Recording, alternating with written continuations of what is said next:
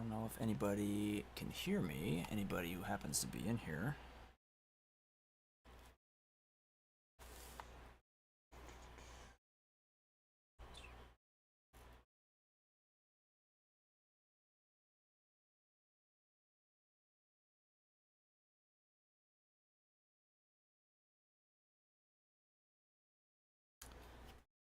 So if anybody is in here and anybody can hear me, let me know. Definitely let me know. I think I have video, but I'm not sure if I have audio.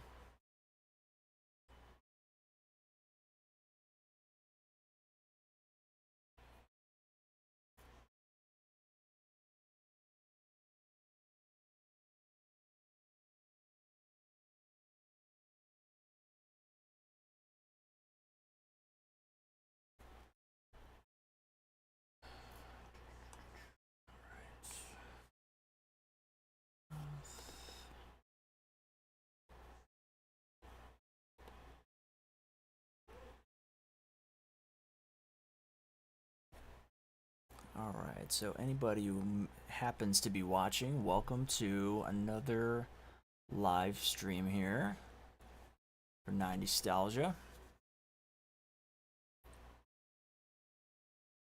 This is, I think, the third live stream I've done on here on the channel, and I almost don't want to say that I hope it goes well, because on the last stream, for anybody who was there for that, as soon as I said let's hope this goes well, my internet went out,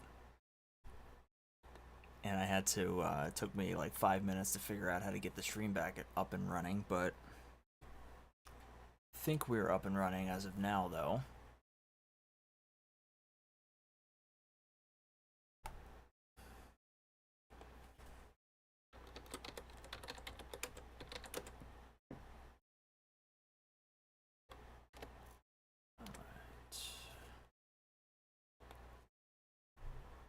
Give it another minute or two here.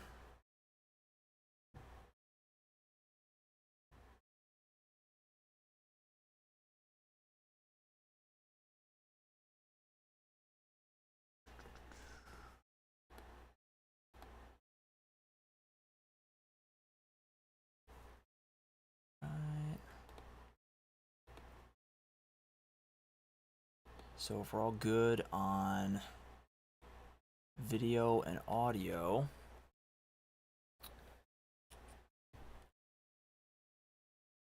welcome to anybody who happens to be joining this.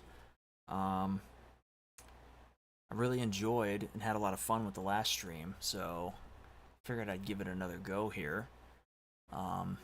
Again, there's like a huge, this happened last time, there was a giant delay on my screen, but I guess that's probably normal for live streaming. I don't 100% know, but I want to start everything off by saying, thank you to everybody who checked out that last live stream. Speaking of which, really appreciated it. It did actually a lot better than I was expecting it to do, honestly. Especially for like the first or second time actually live streaming. I didn't expect there to be multiple people in the in there watching it, and we had some great discussions along in there, so thank you to everybody who checked that out. I really appreciate it. There's been some pretty big nostalgic news that has come out today, as it pertains to, as you see from the title, as it pertains to Indiana Jones. There was some big news announced at Comic-Con today, because that's going on right now, which we'll get to in a little bit. But the main thing I wanted to get to right off the bat was to just say a big thank you to everybody who watched the latest video, that newest Goosebumps ripoffs video that went up a few days ago. It's done really well so far. I really appreciate all the people who've watched that, all the people who've liked it, all the people who left comments on there. Really appreciate it. It's like I think I saw it was like the fastest growing video that I've had on this channel so far. As any video I've had on this channel that's had success so far, it's been kind of a slow burn, but now this video has been like the quickest quickest growth that I've had for one video. So I really appreciate that. Really appreciate it. I got 11 new subscribers from it already, which is really awesome. So thank you to everybody who has subscribed from that video and from all of my videos. And if any of those new subscribers are here, welcome. Thank you so much for joining me on this little channel that I got going here.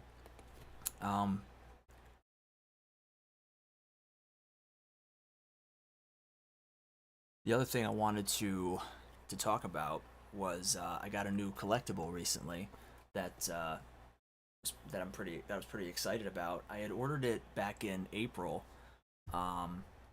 and for anybody who's seen any of my other videos and in the last live streams, you know that I'm a big fan of like nostalgic VHS tapes, and I always love to get some kind of like, especially if it has to do with horror, and this one has to do with horror. And this thing I got in a few days ago, it came in on the perfect day too. It came in on a day when it was just, we were having those really bad storms and the weather was just terrible, so it was perfect timing. But the tape I got in was Unsolved Mysteries, the Halloween special. This is like a special, I guess you could call it limited edition of this tape. I got this from place called Red Planet Video, and this is of course the Robert Stack Unsolved Mysteries, and it basically contains a bunch of the spookiest segments from Unsolved Mysteries. There actually was a Halloween special back in the day, and I think it's probably like, it was about an hour Halloween special, and they talked about, like, they did segments on the Queen Mary, the Tall Man House, the General Wayne Inn, Tatum's Ghost, a bunch of like the segments that are known as for being like the scariest Unsolved Mysteries segments. And so as soon as I saw that this Red Planet Video was making this, I had to jump on it, because it's freaking awesome. It's a gorgeous set, and the girl who runs that does an amazing job. I actually have like the sticker thing here too. I highly recommend checking out Red Planet Video. I think she's on like Instagram, and there's a website for it and everything. Just all different kinds of really cool custom VHS tapes that you can get. And she's done stuff for classic horror movies, old school horror movies, and newer horror movies. I think there's one, for like Obsession you can get on VHS from her that's really awesome. And I think it comes with a One Wish Willow too, which is really cool. But I wanted to show that because, as I've mentioned before, I freaking love these nostalgic tapes, and it's definitely something I had previously gotten a Boy Meets World one, which I think I showed in the last stream, or maybe in the first stream I did. It was a Boy Meets World Halloween special, which has like the 4 Halloween episodes of Boy Meets World on there, plus I think 2 others, and that was done in a really cool setup with artwork that she does herself. She gets the tapes herself, the blank tapes, and records everything onto the tape herself. Just does an absolutely phenomenal job. Does it all by hand. Really, really cool. But the other thing I wanted to talk about that pertains to that, speaking of Obsession, I talked on the last live stream about how amazing Obsession is, and just the craziness of how successful that film has been already.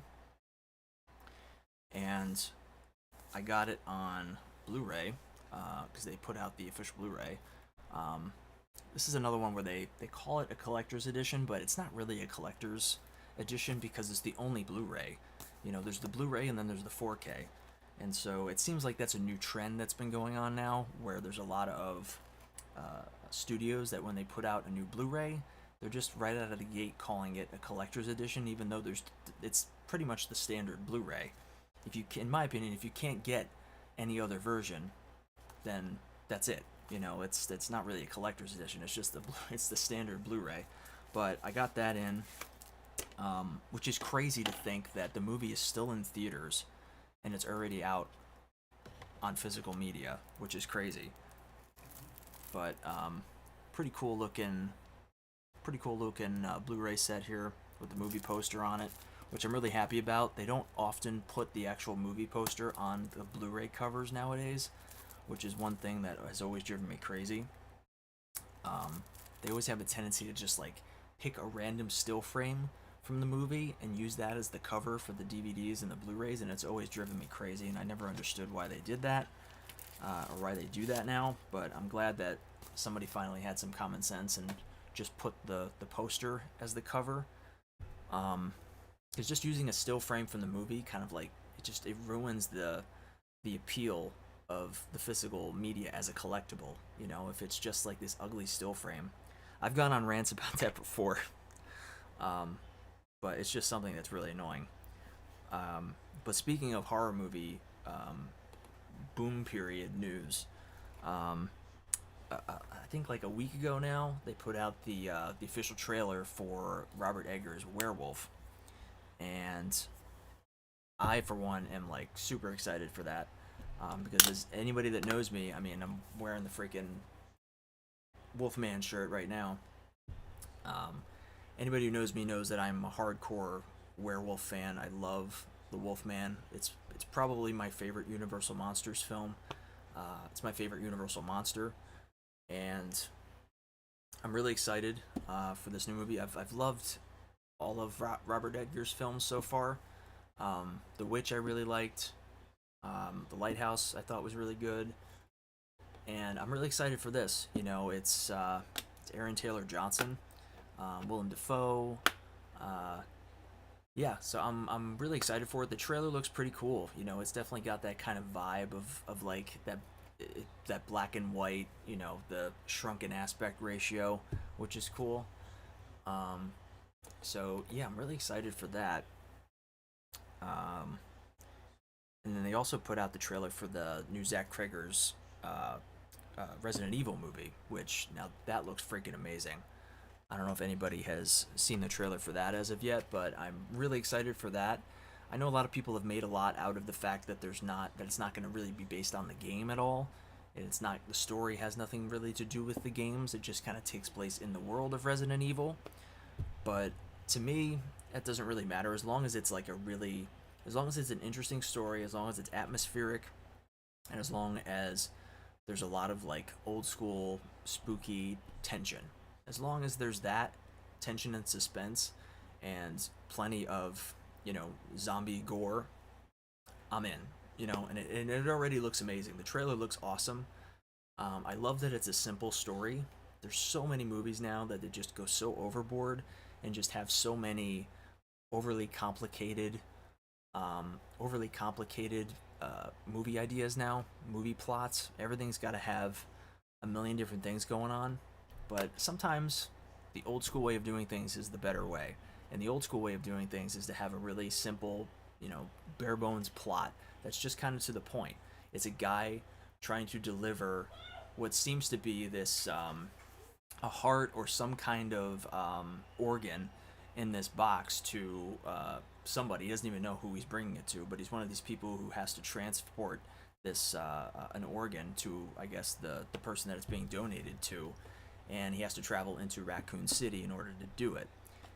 And he basically becomes stranded in Raccoon City, from the sounds of it, and he's trying to make it home to get back to, I guess, his girlfriend or his wife. And it looks really cool. You know, it has the one kid from Weapons, who played I forget the actor's name, but he was he was like the drug addict in Weapons, and he was incredible in that. So he's the lead in this, which is cool. You know, he deserves an opportunity to shine. And yeah, so I'm definitely really excited for that. I'm going to take a moment here to make sure that I share this stream. And anybody who happens to be watching, definitely I'd appreciate it if you would share it with somebody. Let somebody know that it's going on. Very much would appreciate that.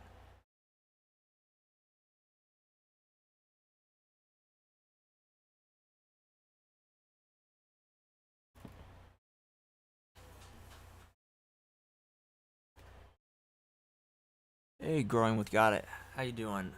Yes, I'm really excited. That's another one that I'm really excited for. Other Mommy. That looks awesome.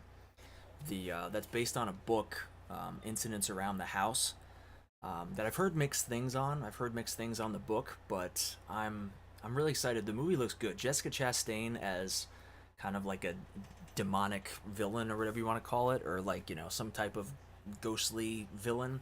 I think that could be really cool. She looks pretty spooky in the trailer, So I'm excited for it. The director is I forget the guy's name. He hasn't really done anything that I've had any interest in before. He's done like a couple of those kind of meth looking horror films. Like I think he did a movie called Dash Cam.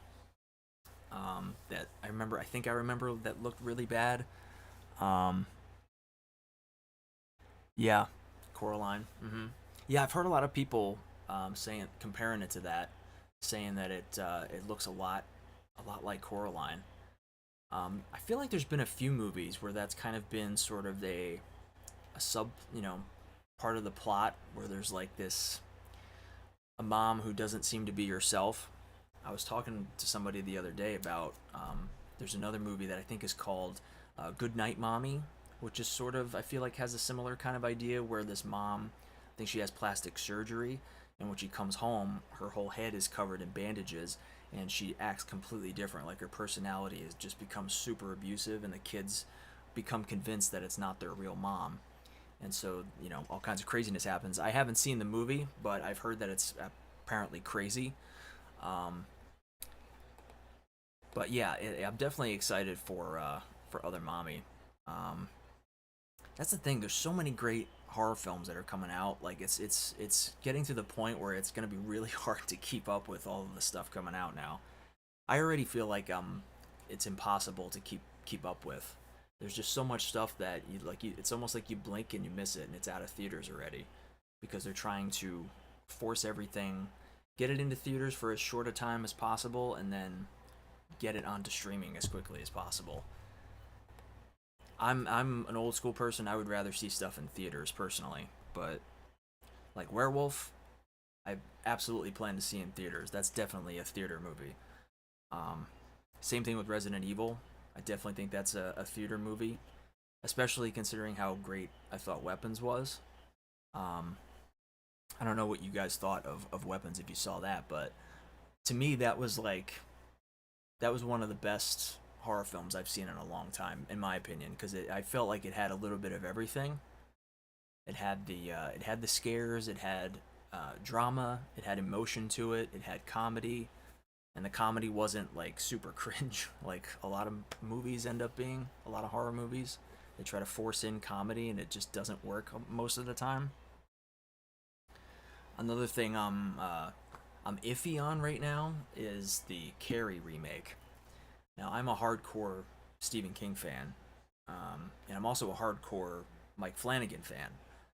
So when I heard that he was doing this Carrie remake for Amazon, I was kind of I had mixed feelings. I was excited because I love Mike Flanagan and I have faith in him, but at the same time,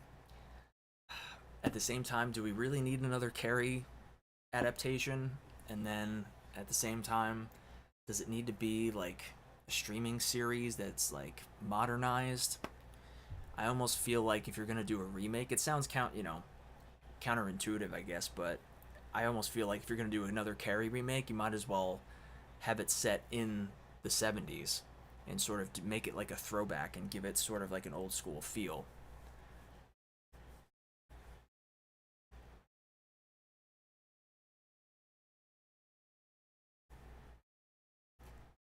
Yeah, yeah, that's one thing that I love. It's that we're finally starting to see new filmmakers come out of the woodwork, and like people are they're being given a chance now.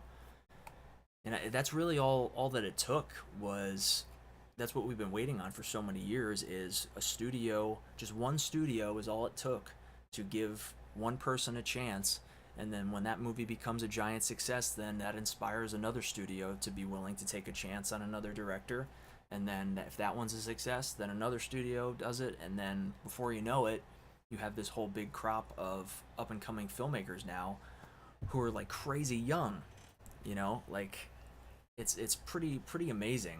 Um, like Curry Barker, who did Obsession, like I think he's like 26, which is kind of crazy to think about.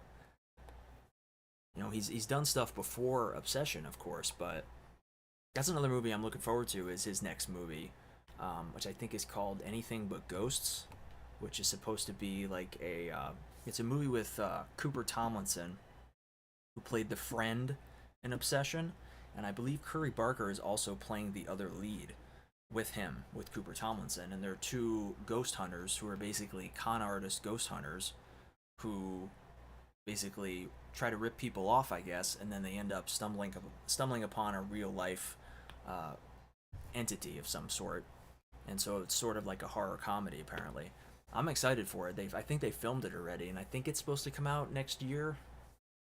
Um, and then on top of that, Curry Barker, I believe, yeah, he's doing the Texas Chainsaw Massacre reboot. And that last Texas Chainsaw Massacre reboot was kind of a mess. So I'm excited. That's the thing, is like, as a hardcore horror fan, there's so much to be excited about now. It's like, it's crazy how quickly we went from just being depressed about how much crap was coming out, and now all of a sudden there's just more great horror than we can handle now. It's pretty awesome. I'm really happy about it. But as far as the Carrie remake, though, a lot of people are complaining that it's not really quote unquote authentic to the Carrie from the book, in terms of how she looks physically, because in the book Carrie is a little bit more chubby, like has acne and things like that, and so people are kind of annoyed that they cast another, what people are calling a conventionally attractive actress to play her. Um, to me, the main thing that I'm worried about is that it's modernized, is that we're gonna have cell phones, and based on the still images in the teaser trailer, to me it kind of looks almost like a Lifetime movie.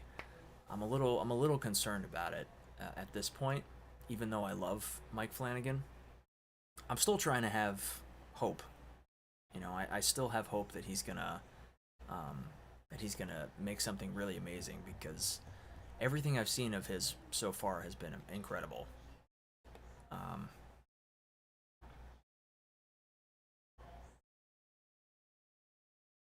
and that had me thinking the other day about something, and I was curious what other people thought. Um, I was wondering about what's a hyped up film. I guess it could be horror or it could be any film, really.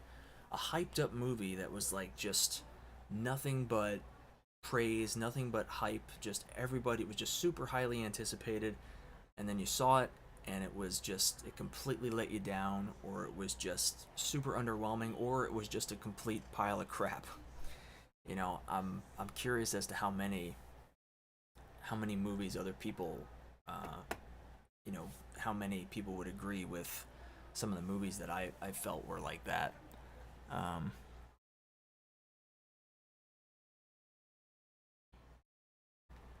yeah, yeah, I feel like cyberbullying is definitely going to be a part of it. Yeah, that's the thing. I mean, like, you can already tell one of the still images, I think, was showing the shower scene, where Carrie, as I assume most people know, that she gets her period for the first time, and the girls start making fun of her. I'm a little worried because, like, for one thing, like, they're in the shower, and they're all, this sounds weird, I guess, but they're all like completely dressed head to toe, and she's on the ground, and it looks like they're filming her. I don't know. It has a weird sort of like toned down vibe, and it's probably stupid to be making that determination based off of still images, but I don't know. Like I said, I'm trying to hold out hope that it's gonna be cool. I mean, you can do a modernized version on it. I think that works, but I don't know. I mean, I guess a better question is, should it be done? Do we really need it? And I'm not sure. I'm not so sure the answer is yes. There's so many other King adaptations that you could do. People have been clamoring for a Dark Tower, a legitimate like Dark Tower that doesn't suck. Um, and Flanagan is apparently doing that too. You know, that's his next big project, but it's going to take a long time to do because that's such a giant book series to adapt. And the fact that it's never really been fully, truly adapted before that's a big undertaking, and I'm sure he's very stressed out about it. Um, but yeah, I was thinking about, what were some films that were like super hyped up that just turned out to be really bad. And like one big one for me that I saw not that long ago, I guess staying in the world of horror, was a movie called Skinamarink that I just heard so many great things about.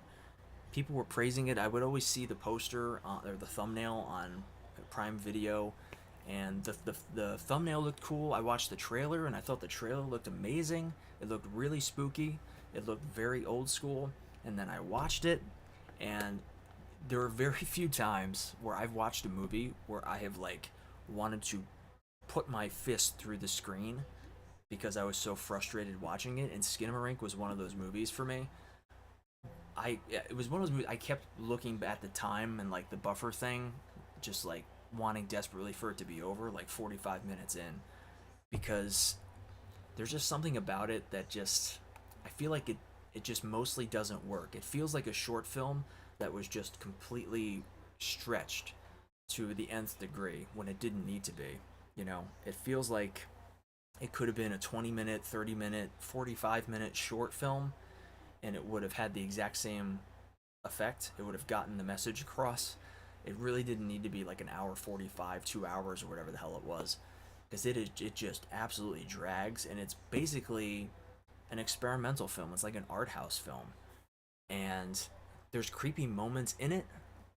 For anybody who doesn't know, Skinamarink is basically about, the concept sounds really spooky, by the way. It's about these two kids who wake up in the middle of the night and their parents are gone, and all of the doors and the windows in the house have disappeared. And so they go on this journey to try and find their parents. And so it's a really interesting idea, but the entire movie is basically in the dark, and it's filmed through like it's shown through like I guess they're security cameras or baby monitors or whatever you want to call it. And there's just periodically there's like whispering of the kids talking, and it's like really crappy acting, and it's really badly dubbed in, and it just, to me, it just like, it's not a movie that was meant to be that long, that was meant to be an hour 45 minutes or whatever.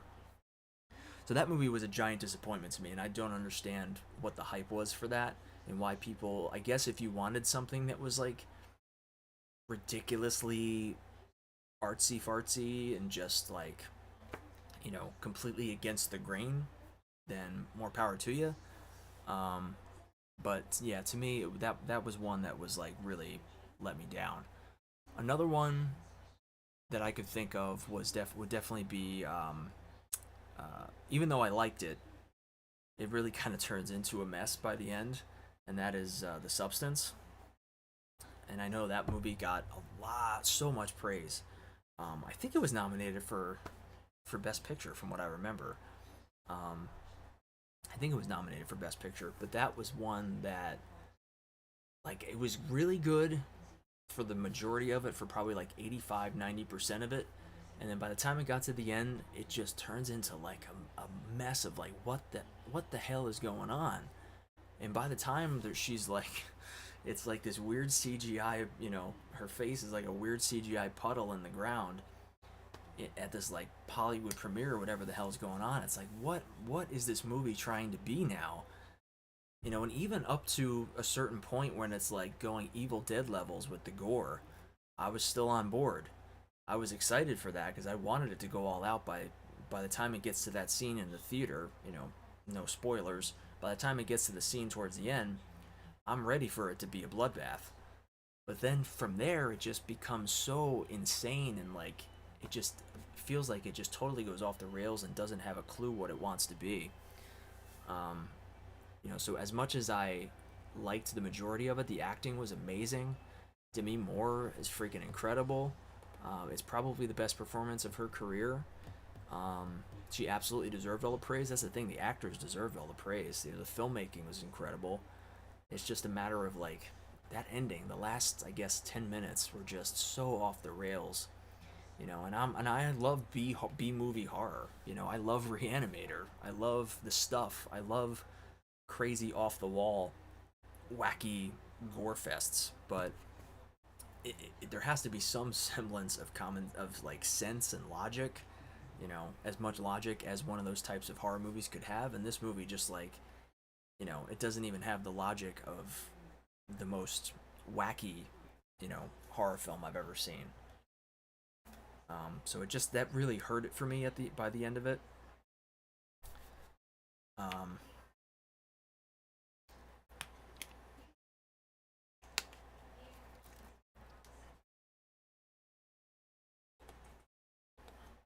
so yeah, that was definitely one. Those were definitely two for me that were just kind of disappointments, I would say.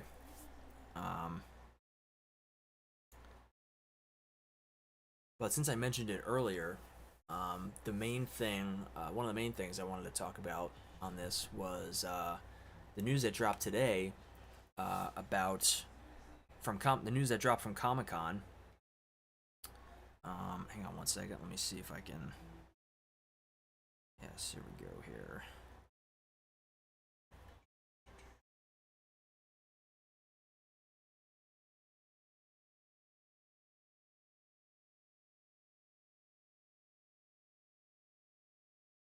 Okay, so yeah, it was news that came out from Comic Con, San Diego Comic Con, about Indiana Jones, which kind of surprised me. Marvel announced a new Indiana Jones continuation in comic book form, which really surprised me. Um, I know some people are probably going to be annoyed that it's not, another movie, but I think most people are probably going to say, we don't need another movie after the last one. But I do think it's cool. I do actually have at least one of the like really old school young Indiana Jones comics from, I guess they were from the 80s. I don't know if they were from the 90s or not. Um, but those ones were really cool back in the day. The young Indiana Jones comics.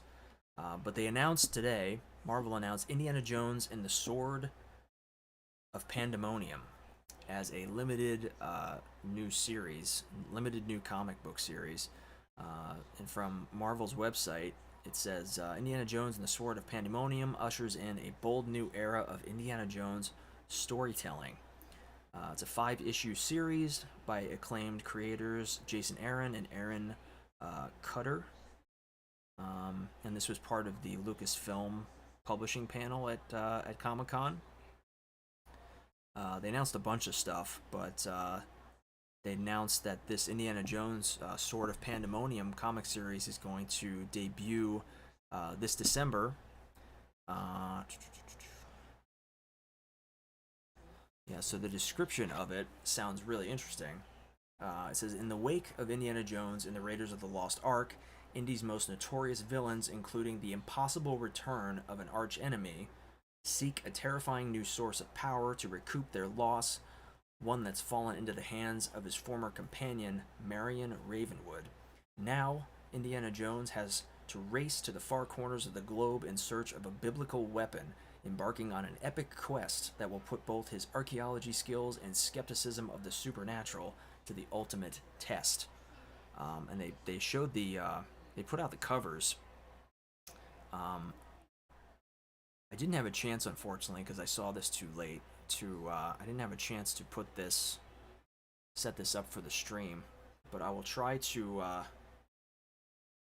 show off some of the artwork on this that they put out. It looks really cool, and this is from Marvel's website. Hopefully, that shows up relatively well on here. Looks pretty damn cool.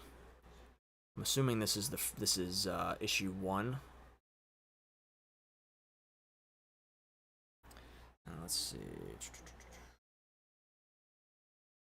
And we got issue 2 on here as well.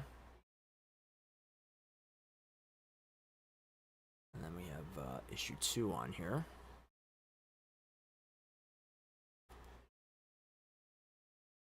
looks pretty sweet too. Yeah, I think it's pretty cool. You know, doing a continuation of Indiana Jones in comic book form. It's something that they've done for other series before. Um, you know, they did it with Batman 1989. And they did that in multiple ways. Batman 89, which for anybody who doesn't know, the 1989 Batman with Michael Keaton, Jack Nicholson. It's my all-time favorite film. It's a film I've probably seen more than any other.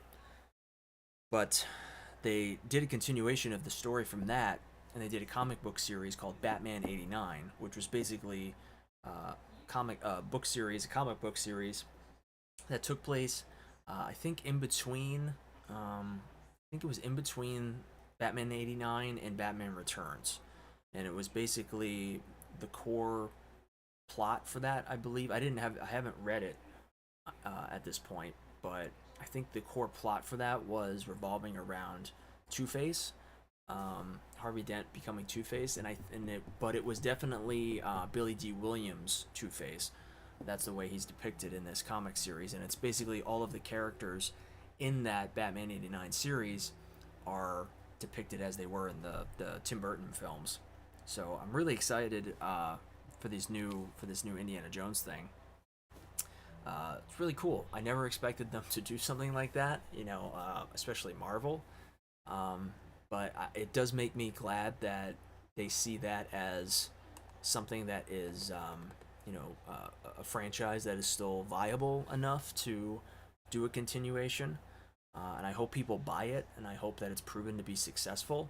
I mean, at this point, there's pretty much zero chance of there ever being another Indiana Jones film. You know, Harrison Ford's just too old, and in my opinion, nobody else should play that character. But I don't know. I'm excited for it.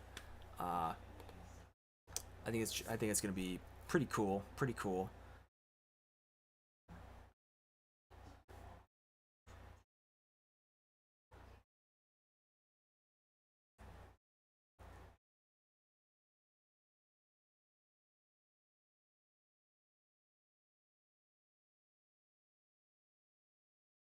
So yeah, as I've mentioned on, I mentioned on the last live stream, there's definitely a lot of nostalgia is in. Nostalgia is very popular right now still, and it makes me very excited for the future. It makes me very excited for all these new things that are not just old properties that are revived, but old styles. I would rather, old school styles be implemented. You know, I don't necessarily need remakes and reboots of old franchises. I would rather have new franchises and new movies that are made in the same style as those old school franchises and films. Stuff that harkens back to those types of movies. You know, I don't need necessarily another Indiana Jones film, but I would love to see a modern film that is filmed all practical. That's filmed on location with real locations, real sets, real stunts, real explosions, real storytelling, not overly complicated CGI mess that we often get from most modern films now.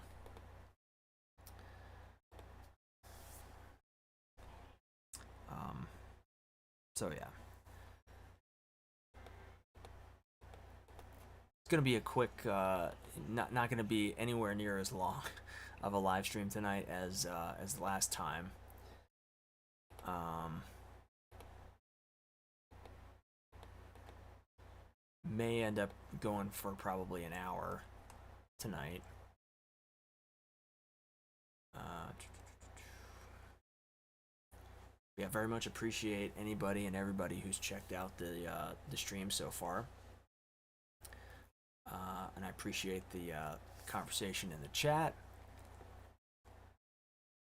And again, thank you to everybody who's checked out the most recent videos. I do have a new video coming for next week that I'm hoping to. I'm thinking probably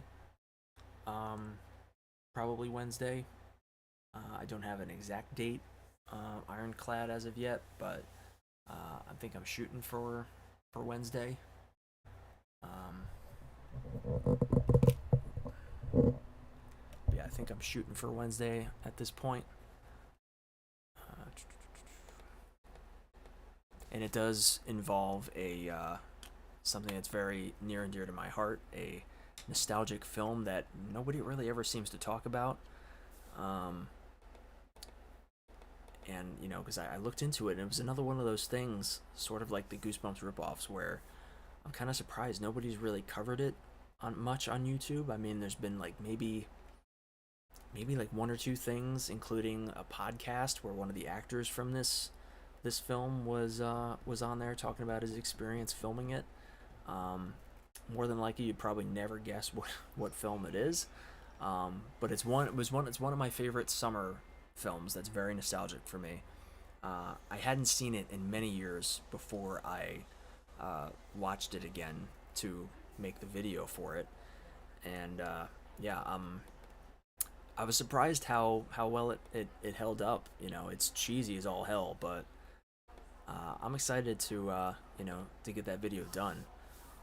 I still have quite a lot of editing to do on it yet, but my hope is for it to be out on Wednesday.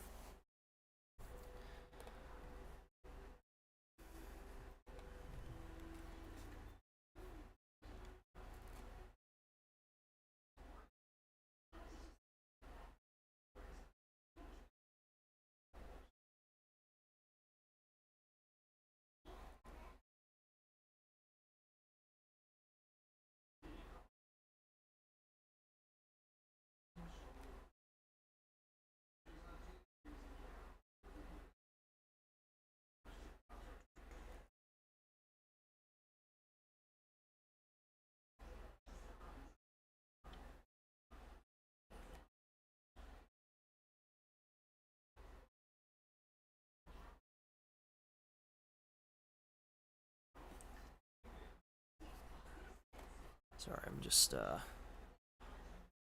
seeing if I can get this shared real quick. I'm gonna try and share this to a post.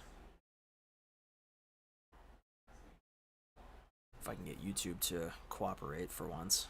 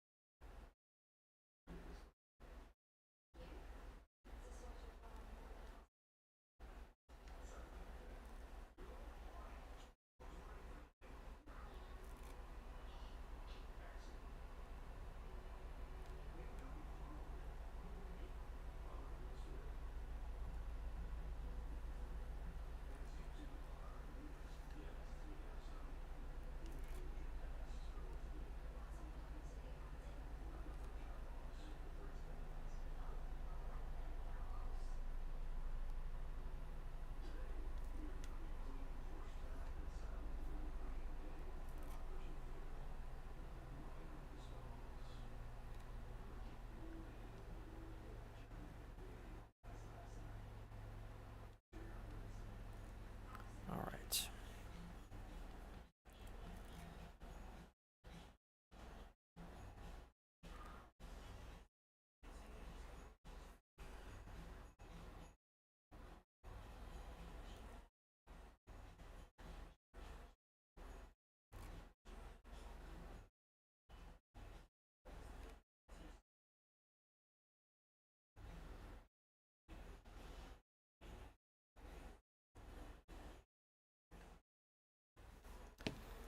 All right.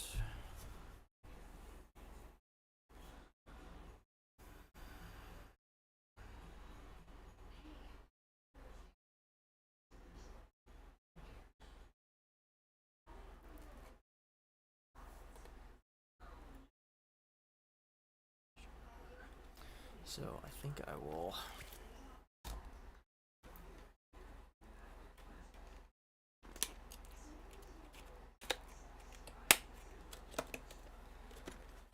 Let's see here. I'm gonna take out this Unsolved Mysteries tape real quick here and just kind of show you a little bit of what this looks like, because it's pretty sweet. It really is pretty amazing quality on here. It's gonna take a while to show up on my end, but yeah. So I really love the quality on this. It's an image there of, I believe that shot on the cover is from the segment. I think it's the Tall Man's House. I think, which is genuinely one of the more freaky and spooky segments from Unsolved Mysteries history.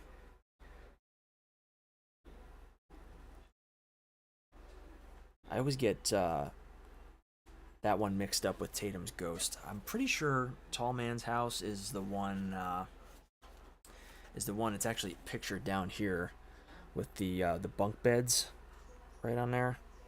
It's like a family that moves into a new house, and I think there's like a set of bunk beds that are already there on the property, and they think the bunk beds are haunted because all kinds of just absolutely crazy, horrific stuff starts happening in the house while they have these bunk beds, and they end up like completely just taking the bunk bed set to a dump and just completely destroying it. This is a shot here of the tape. Sorry for the blow through on that. But yeah, really cool, really great quality on this.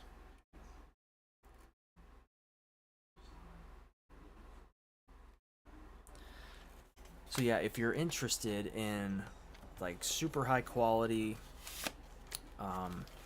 tapes that are like great homages to nostalgic stuff, nostalgic movies, classic films, and new films, definitely check out. Definitely check her out. Just an amazing job. That's Red Planet's Video. Amazing job. Like I said, she's got all kinds of stuff. Old school horror movies and new ones. How's it going, Bobcat? Good to see you, my friend.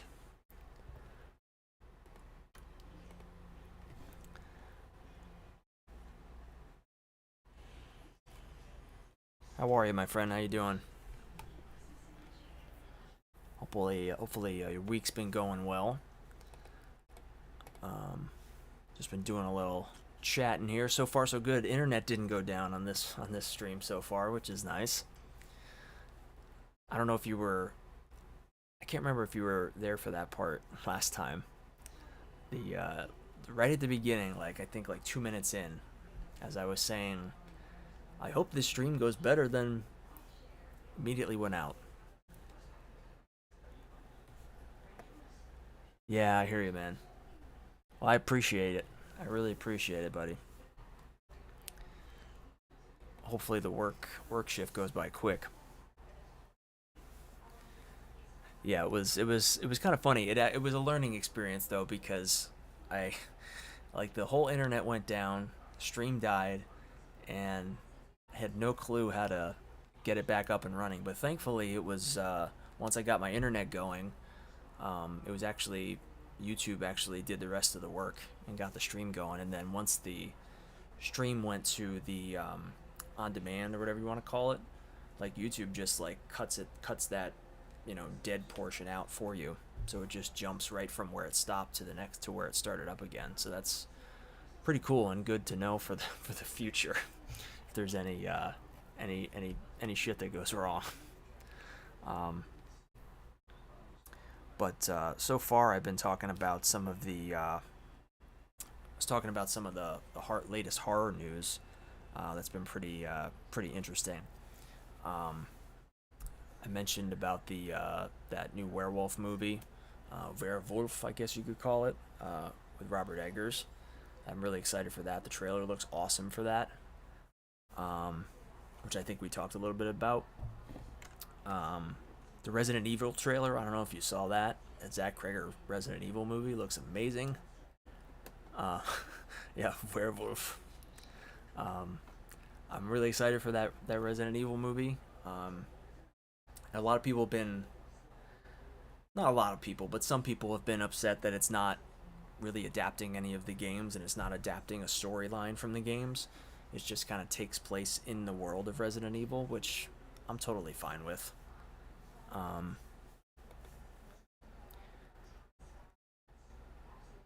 I'm just so excited because it's Zach Kreger and like, I don't know if you've seen Weapons yet. Man, Weapons is just, I love that movie so much, and I'm so freaking, I'm so excited for everything Zach Kreger's doing. He's really like he's definitely like a great example of one of those you know one of those up and coming filmmakers that it's like just comes out of nowhere, you know, and that's really the case with all of them.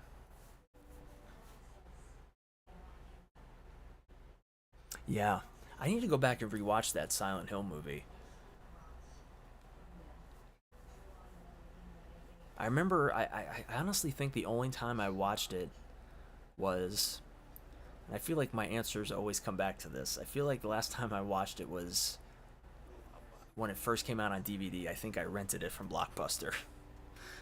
I either rented it from Blockbuster or I might have watched it on like Comcast On Demand, like when On Demand first became a thing before streaming services. But anyway, I can't remember if I liked it or not. Honestly, I remember it's I think Laurie Holden, right? I think is like the main character or one of the main characters, and I'm a fan of her, so I really need to go back and rewatch that.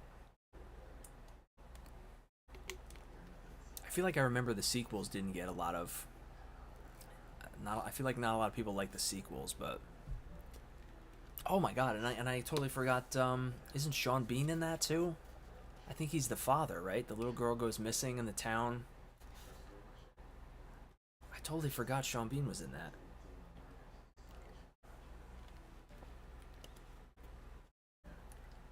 That's reason enough right there to watch. It's freaking Sean Bean. I'll watch him in anything. One show that was really good that he was in was on Netflix. I think it was a Netflix series. I don't know if it's still on there, but it was. I think it was called Frankenstein. But it's basically an adaptation, a weird adaptation of Frankenstein, as if Frankenstein was sort of like a true crime story that took place, sort of like Frankenstein meets Jack the Ripper, where there's basically the book of Frankenstein exists in that world, but some crazy person is killing people and making mutilating their bodies in the way that a scientist in the book of Frankenstein did. Um, and Sean Bean is like the inspector that is investigating these murders. But it's very atmospheric and very very creepy, and it has like a crazy crazy twist in it that I won't spoil, but just like a crazy twist that I never saw coming. But it's a great Sean Bean thing if you like Sean Bean.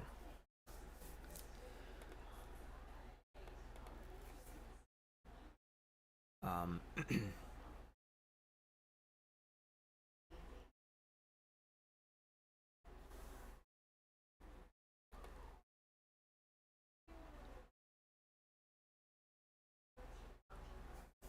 yeah, and I had mentioned I know I thought of another movie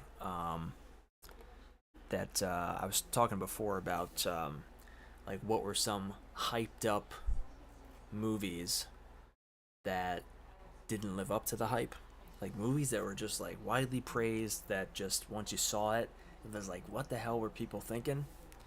And I had said Skinamarink.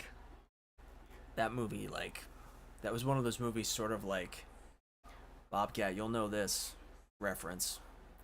Apollo 19, Apollo 18, Apollo whatever that piece of trash was that we saw years ago. That movie was like the closest I've ever come to walking out. Um, I mean, Skinamarink wasn't that bad, but it sort of had me as frustrated as that did. Um, but another movie I think that gets a ton of praise that honestly I think old school horror fans would probably want to strangle me over. A movie that kind of was a little bit disappointing to me was the Monster Squad, and I know that's like a staple of '80s horror for a lot of horror fans. It's so quotable. You know, Wolfman's got nards. Um, just absolutely very quotable movie.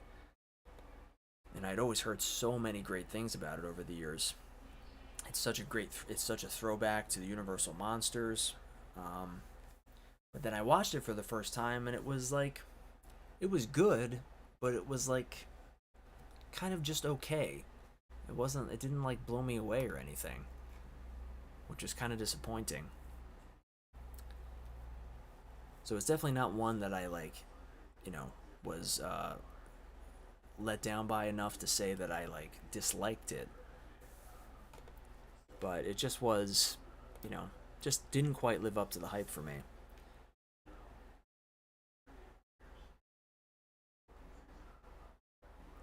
And I've always been the type of horror fan that it seems like usually when movies are really, really hated by the general public and loved by critics, it usually means I'm gonna like it. Um, Not that I go by that or anything, but that's just the way it's tended to work out over the years.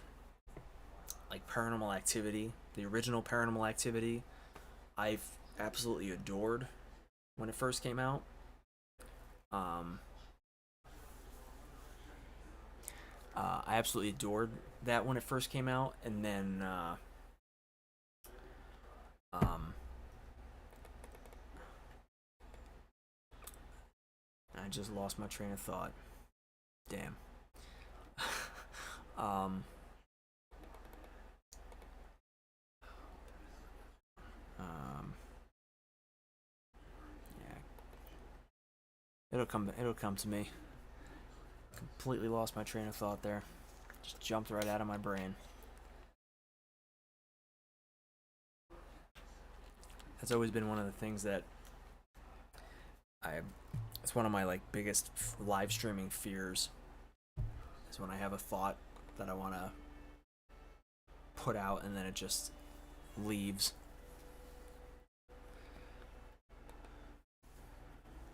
Um,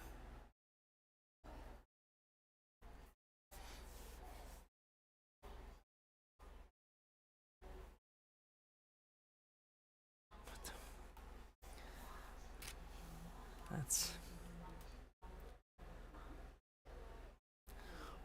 welcome, Wagaboo. I don't know what the hell you're talking about, but welcome. Thank you for joining.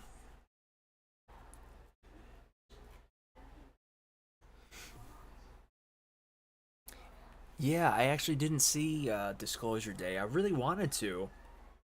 I was so excited for that because I've been wanting for so many years for Spielberg to make something at least close to a horror film. Um, but then now that I've heard that this one is Disclosure Day was not that great, it's disappointing. Initially, I was hearing that they were purposely keeping the third act out of the advertising for it, and so that had me excited. You know, if all the trailers and stuff, all the trailers were not showing anything from the third act of the film, that had me excited because I was hoping that there'd be some kind of completely crazy, crazy ending, sort of like Raiders of the Lost Ark esque kind of crazy ending where people are getting wiped out or something by aliens. I honestly have not seen uh, artificial intelligence start to finish. I've only seen bits and pieces of it over the years. All right.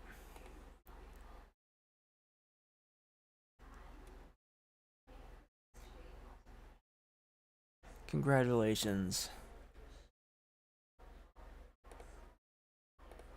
Congratulations, Wagaboo.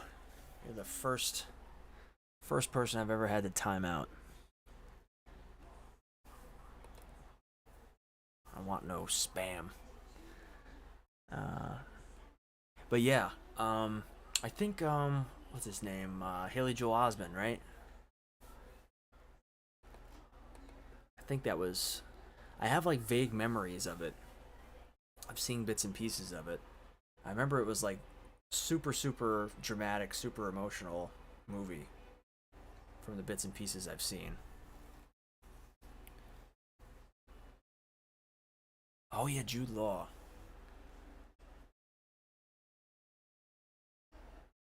Yeah, I need to see that. I've honestly never really thought about who directed that. I honestly didn't really even realize that that was Spielberg.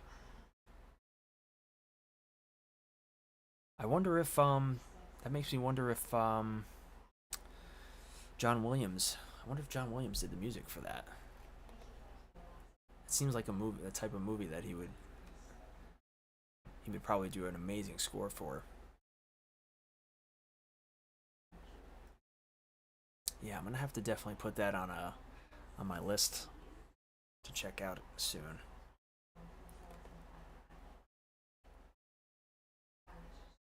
I really love. I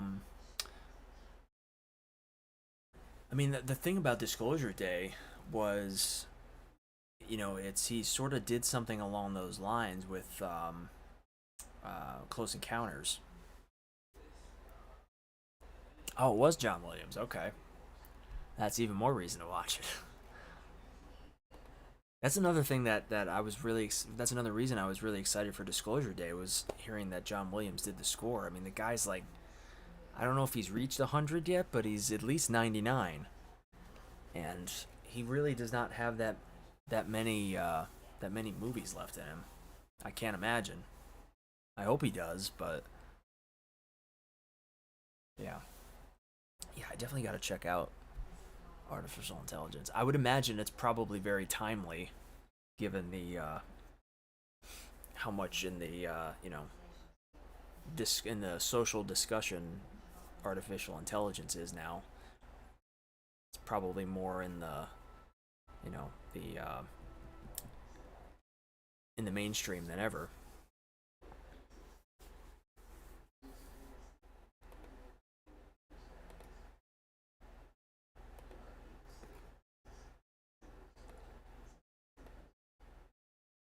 Yeah, I'm excited for that. I really do hope Spielberg does some kind of a horror film. I was really he's mentioned it before that he's wanted to do that he wants to do a horror movie at some point. And I hope the fact that he did another sci-fi film means that he's getting close to doing another one because he's always been such a huge sci-fi guy. And then of course, Poltergeist is freaking amazing. Just the fact that he Bobcat. I don't know if you've seen Obsession yet, but that's like the movie that I've been raving about the most as of late. And I saw a segment from a talk show with the director of that, Curry Barker, and they showed him a clip of Steven Spielberg at the premiere of Disclosure Day, and they were asking him if he's seen any recent films, and he said that he saw Obsession and he absolutely loved it, and it was really cool to see Curry Barker, he's 26 years old. It was really cool to see him like react to that, to seeing like his filmmaker hero praise his film and tell people that they need to go see it. I just can't imagine how awesome a feeling that's got to be. It's definitely a movie, in my opinion, that's like it really has to be. It definitely has to be in my top five as far as modern horror films now. Like I've rewatched it a few times now, and it's one of those movies where it's like it's effective, in my opinion anyway. It's effective on every level, and it's got a lot to say, and it's also scary as hell. It's got amazing cinematography. It's just shot so smartly and so creatively, and the acting is just absolutely jaw dropping. And the next film he's doing, this Curry Barker, is a movie about two con artist ghost hunters who, which is like an amazing idea. I've thought about before in years past. I always thought that was like a cool idea to do a horror movie that centers around sort of like a Taps Ghost Hunters esque crew. But in this case, it's two ghost hunters who are con artists, and they try to rip people off, but they end up stumbling across a real life entity that they have to deal with, and it's like a horror comedy. And I think that's supposed to come out next year. I'm really excited for that. And did you see Bobcat? I can't remember if we talked about it or not. Did you ever see The Substance? I mentioned that before as being that was a movie that I really liked for the most part, for probably like 85-90% of it, but then the last 10 minutes I feel like it just kind of turned into a total mess. With Demi Moore. That was definitely another one of those movies that was like, you know, had so much hype built around it.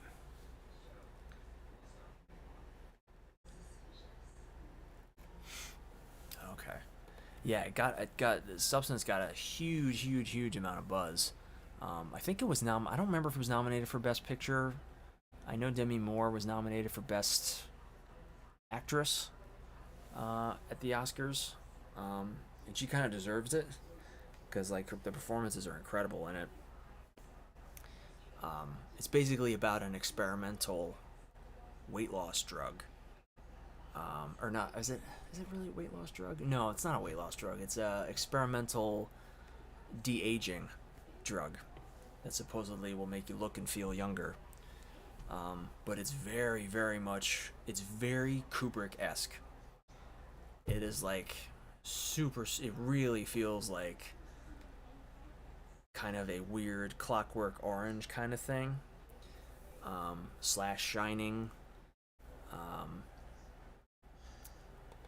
if you morph that with like a sci-fi, like an 80s sci-fi kind of thing, it's just really weird and wacky. And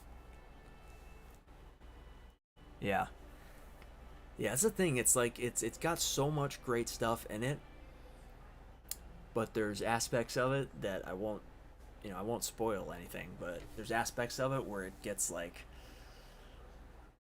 too much for me, even for me. And I try to be pretty open when it comes to horror movies, but yeah, Clockwork is amazing. That's honestly a movie I'm kind of surprised that nobody's attempted to remake.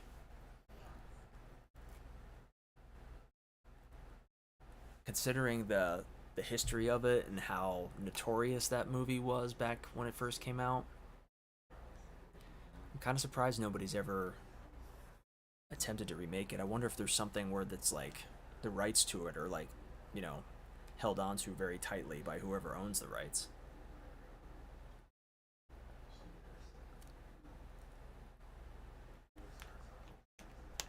I guess maybe the author of the book probably owns the rights.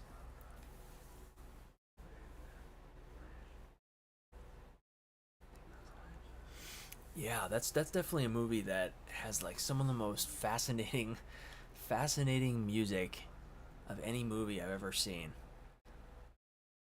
It's just so strange. It really is.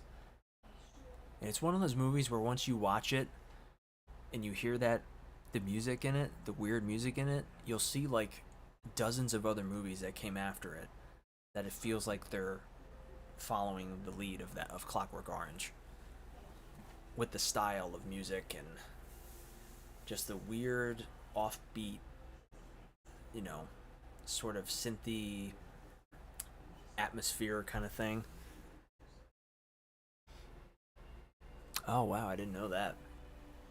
First one to be composed on a Moog synthesizer. That's awesome. Yeah, it's one, and it's another one of those movies too where it's like it's not like it's even super.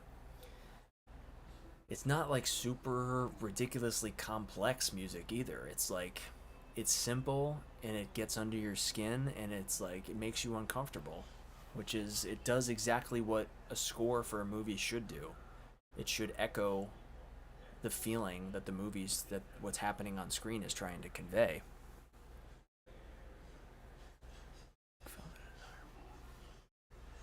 That's freaking crazy. Yeah, I think I've seen pictures before of a Moog. I think so.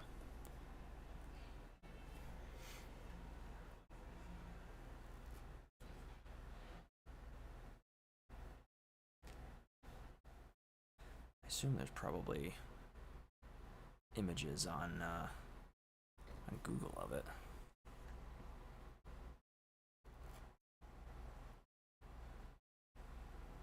Oh yeah, yeah.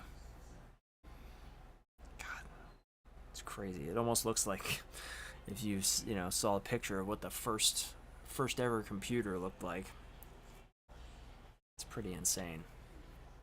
I can probably should probably show up on here.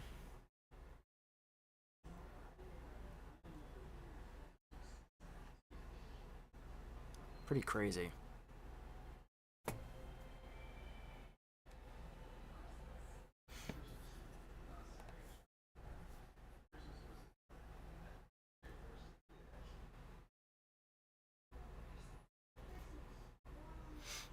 Can buy one off of Sweetwater for the low price of $1,899.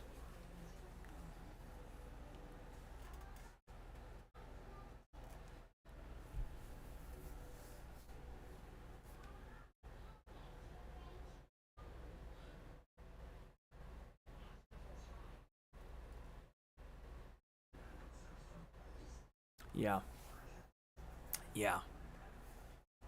It's one of those things. It's so genius.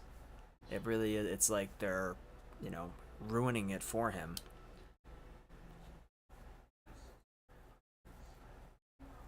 in the same way that they're trying to essentially poison violence, forcing him to associate violence with um, this misery, and to make him feel sick every time he sees violence.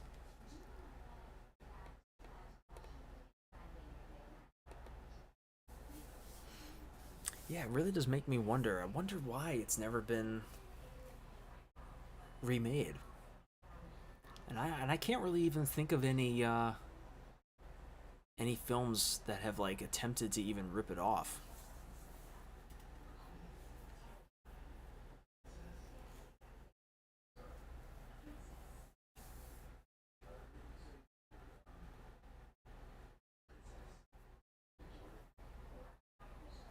Yeah, it's definitely one of those movies that where you really do have to see it multiple times to be able to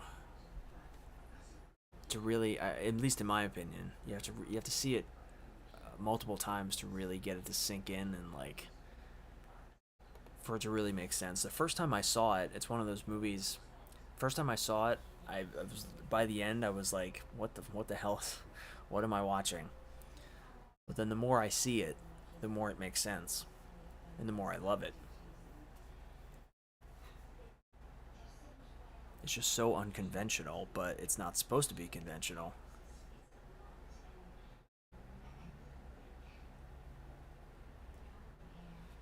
Um,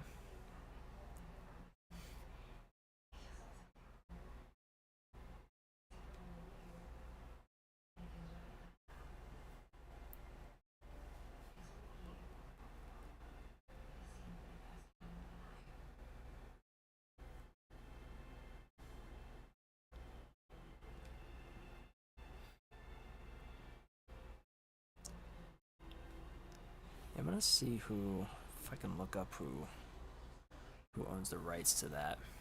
It's Clockwork. Who owns?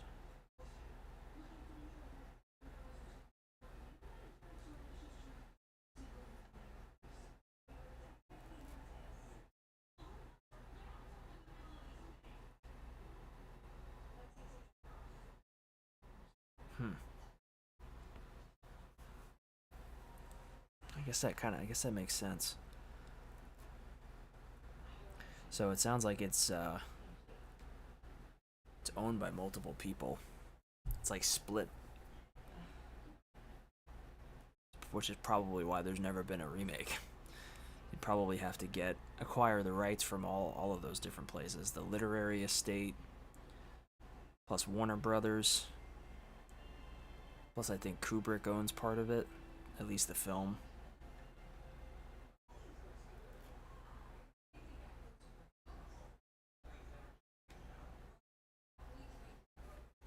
I'm curious too about the if the book is how similar the book is to the film.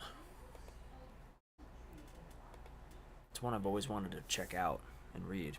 There's a few different book books that were made into films that I would be really curious to read and see how different they are. Like American Psycho is another one. Now I've heard American Psycho is different in the sense that the narration is kind of different. Um,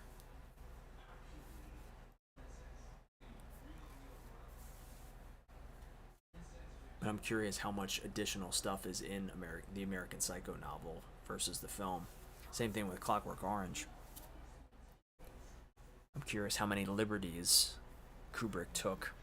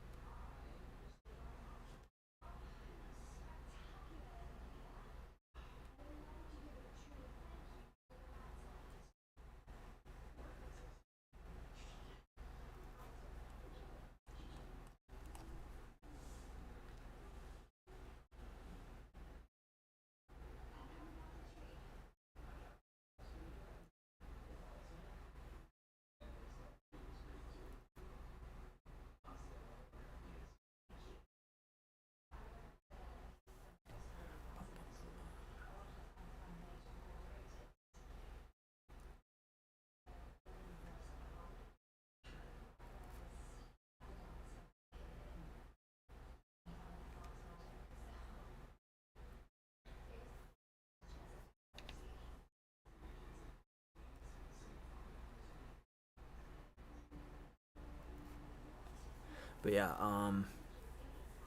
Backrooms is one I still need to see. That's another one that's crazy that that film was so Backrooms was so successful that they already have re-released it. Re-released it back in theaters with the director's cut. I really can't think of any other movie that's happened for where so freaking quickly they put it back into theaters. Not only put a movie back into theaters, but had the director's cut ready to go that quickly with like an extra 10-15 minutes. Just absolutely insane. Still keep hearing though from everybody that it's amazing.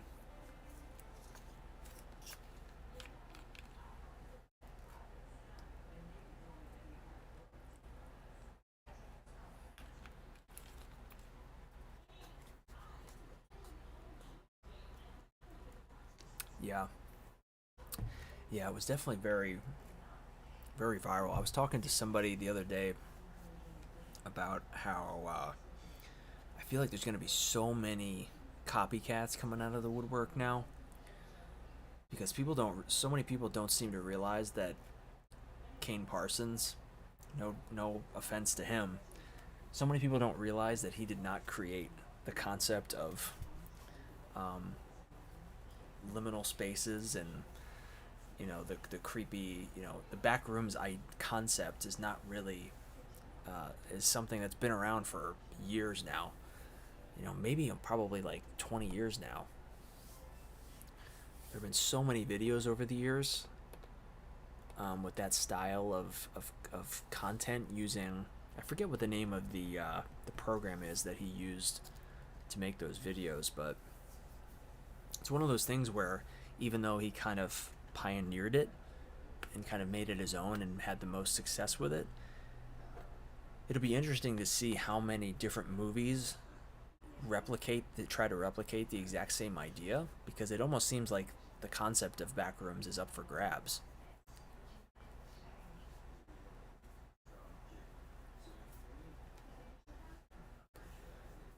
It's really one of those things. It's kind of amazing that it took this long for a theatrical film to be made about it. But I honestly don't think. I'm not sure if a theatrical film could have been made had we not been in this time.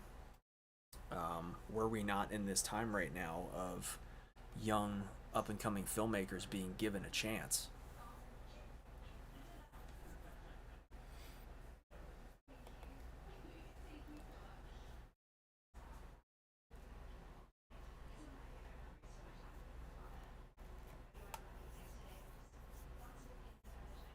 Really?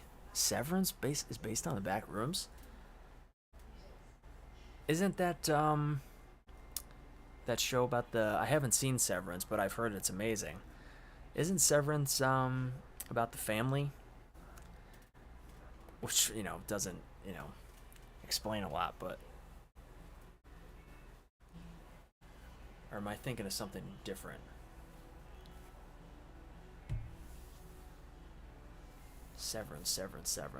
I think I might be thinking of a different. I might be thinking of a different show.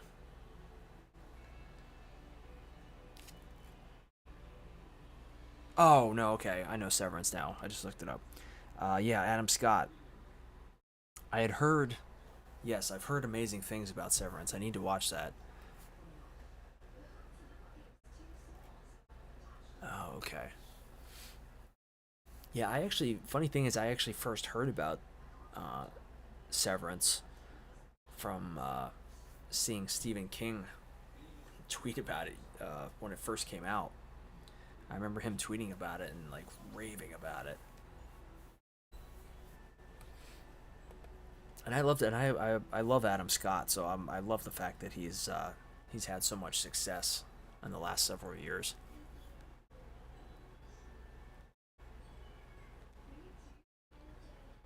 Oh, okay.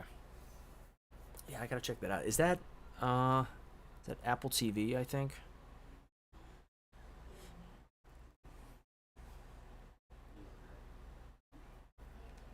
I do actually have Apple TV. I mainly got Apple TV for Pluribus. I don't know if you've seen that as of yet. That new Vince Gilligan show, who did Breaking Bad and Better Call Saul. That was an Apple TV. That was the only reason I got Apple TV in the first place, was to watch that.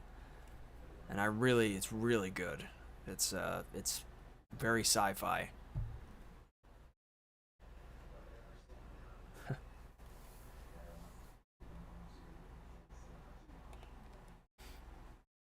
Yeah, I'm gonna have to check it out because I kind of need a reason in between Pluribus to keep Apple TV, because there's really not much that I see on there that's worth watching.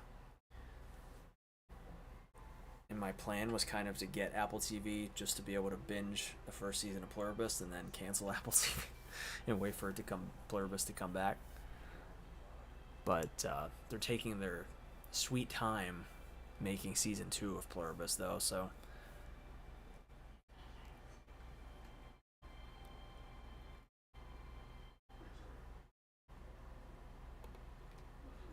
yeah, I definitely need to check that out. That's the thing. There's so much stuff.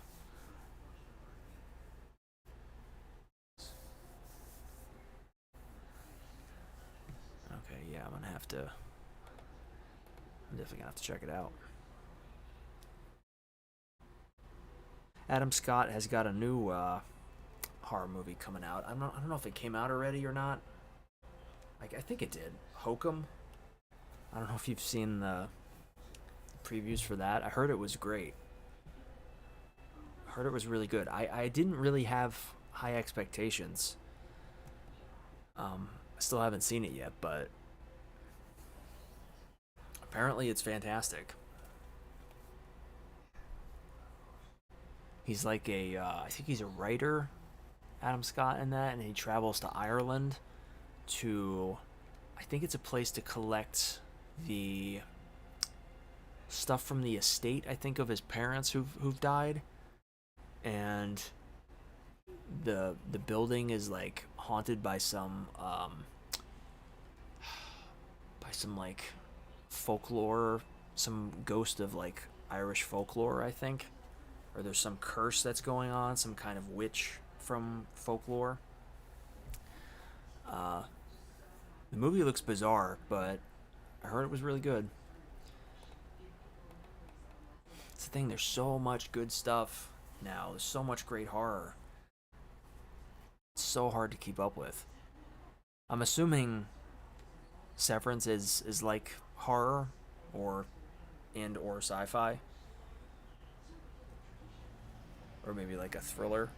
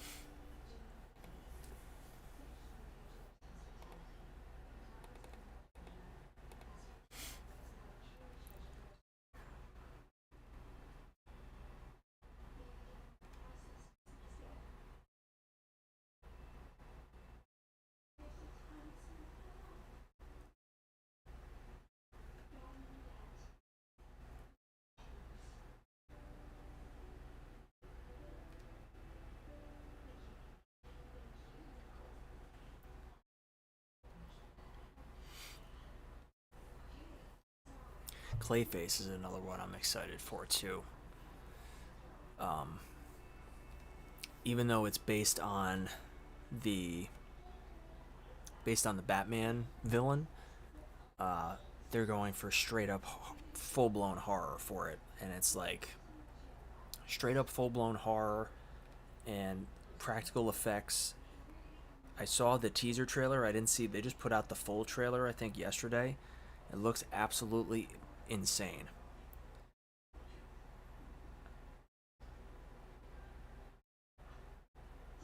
And it looks like it's going to have amazing creature effects and like practical makeup stuff. So I'm pretty excited for that.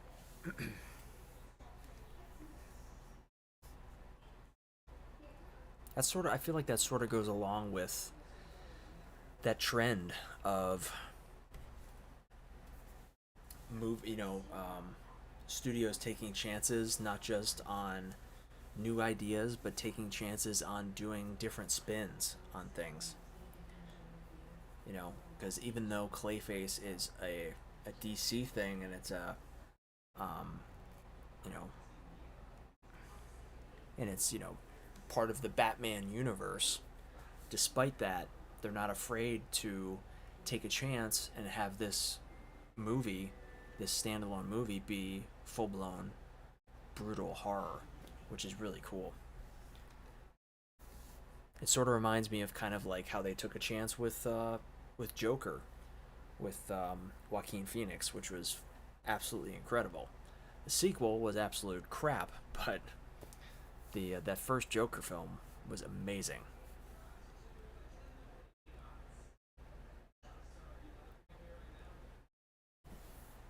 Yeah, I agree. I'm just like I'm so they've beat Marvel to death.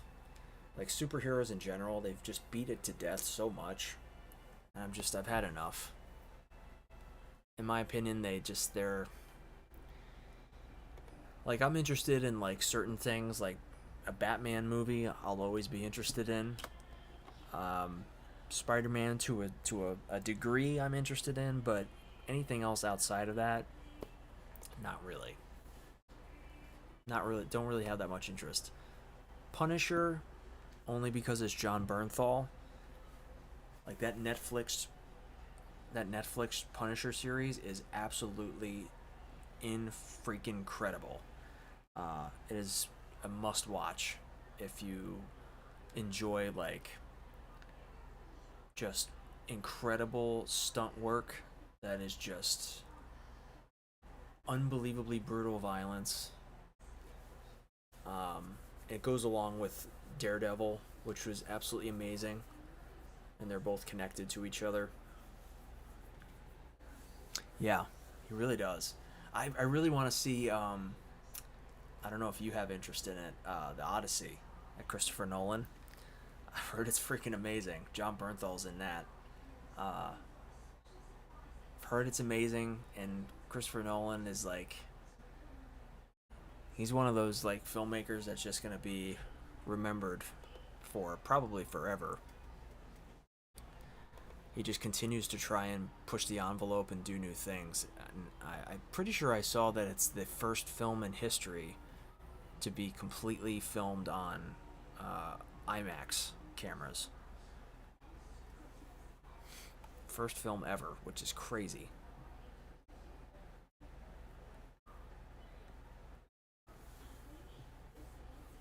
Yeah, yeah, he's amazing in that. In Fury, um, he was in a movie with The Rock too that he was really good in. It was like one of the last like was one of the last times I actually had an interest in a you know Dwayne the Rock Johnson movie. I can't remember what it was called though. It was a movie about him. The Rock was like he was a father and his son was a drug addict and was getting involved with like the cartels and was desperately trying to get his son out of it. And I think like the FBI or whatever like recruits him and to go undercover, and he befriends his closest friend is John Bernthal's character, and he like Bernthal tries to like introduce him to the drug world and try to help him figure out how to save his son. Not many people remember that movie at all, but I really liked it, and Bernthal was amazing. That was the first movie I saw him in after Walking Dead, or the first thing I saw him in after Walking Dead.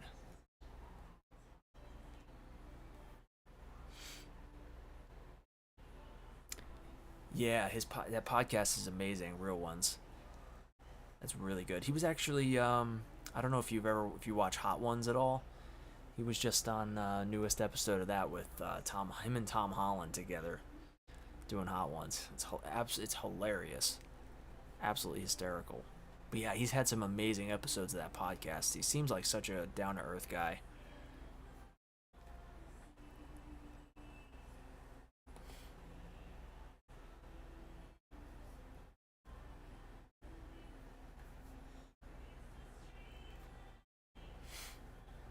Yeah, I think Berthol was on there once before too.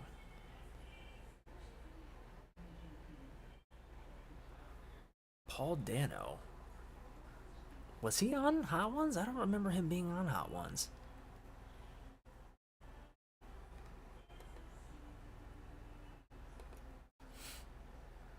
Honestly, I would say the unbeatable king was Conan. If you, I don't know if you've seen that one. That one, Conan went absolutely crazy, absolutely crazy. He's like chugging the hot sauce from the bottle and like rubbing it all over his face. He went absolutely crazy, rubbing it all over his nipples.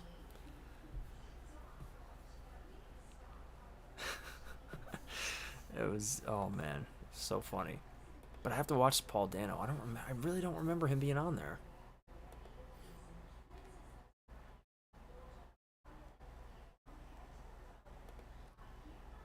There have also been so many episodes of Hot Ones. It's been going for so many years now. It's amazing that that's just like goes to show how weird the internet and social media are now. That an internet show about eating hot wings has gone on for like maybe got to be like at least 10 years now. Millions of views, probably one of the most watched shows on YouTube.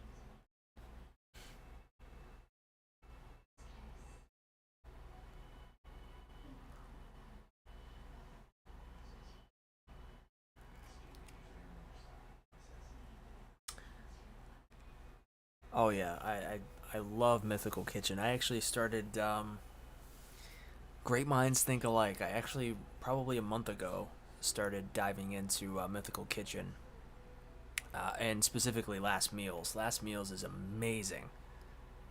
So many great episodes on that. There's so many great interviews.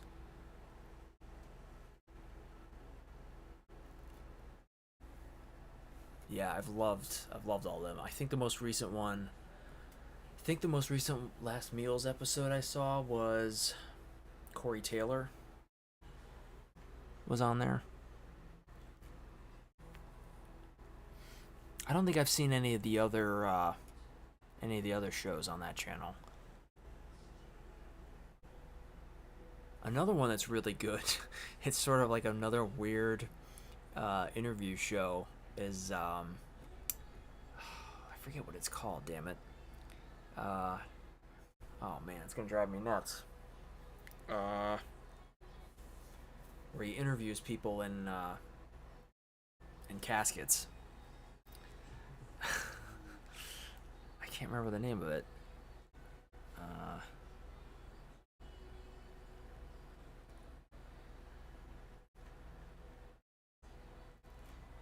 Grave Conversations. That's it. That's a really great interview show. If you've never seen that, with David Dasmalchian.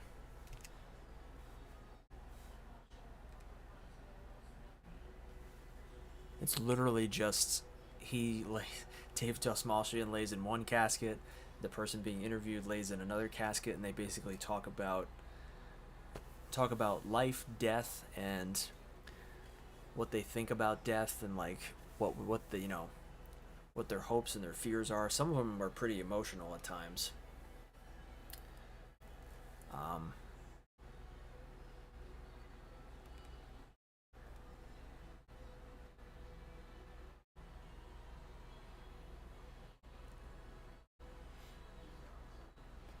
had Kevin Smith on it actually, not that long ago.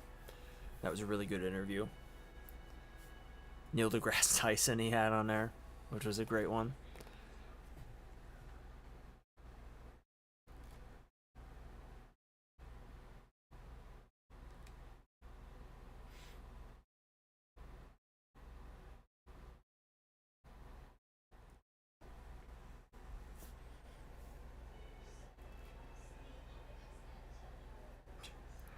What's going on, Simply Stimpy?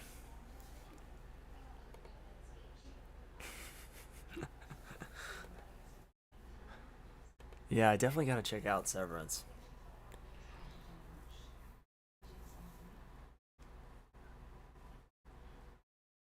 the thing, is there's so much stuff to catch up on.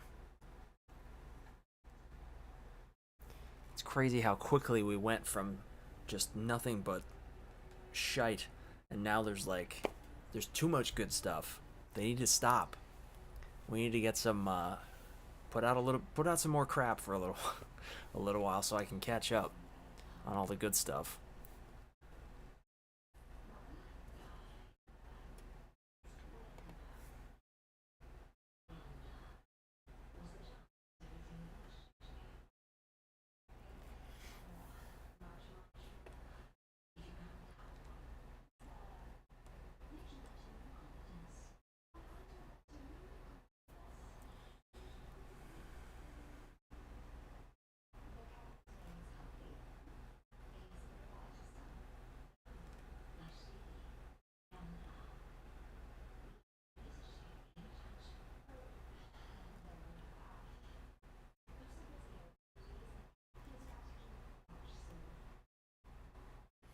I'm actually going to attempt something here.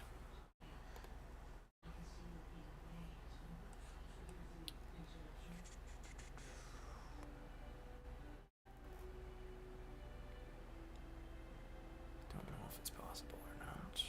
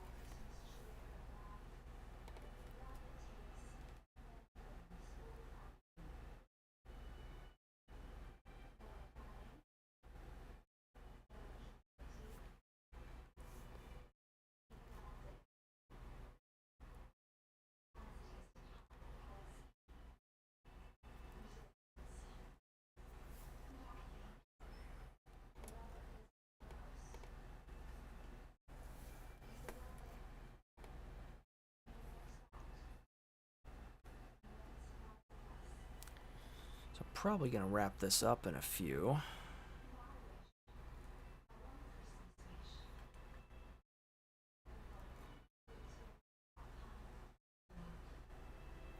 Very much appreciate everybody who's stopped by on this.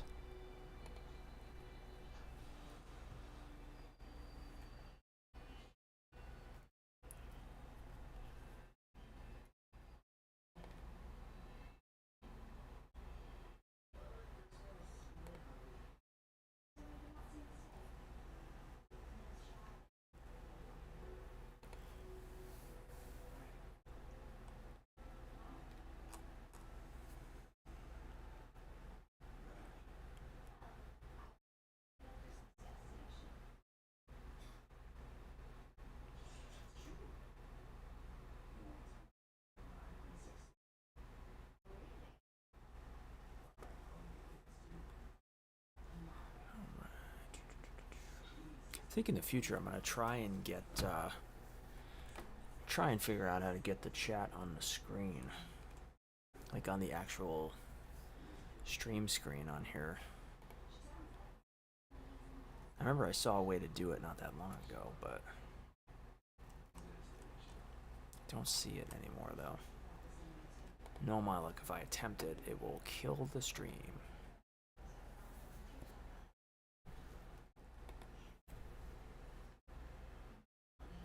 But yeah, so like I mentioned earlier on, I do have a new video coming out this coming week. It's going to be on a rare 90s gem that very, very few people seem to talk about anymore. But it was a movie that I remember being popular at the time. It was a lot of fun and has become like one of my favorite summer movies to rewatch.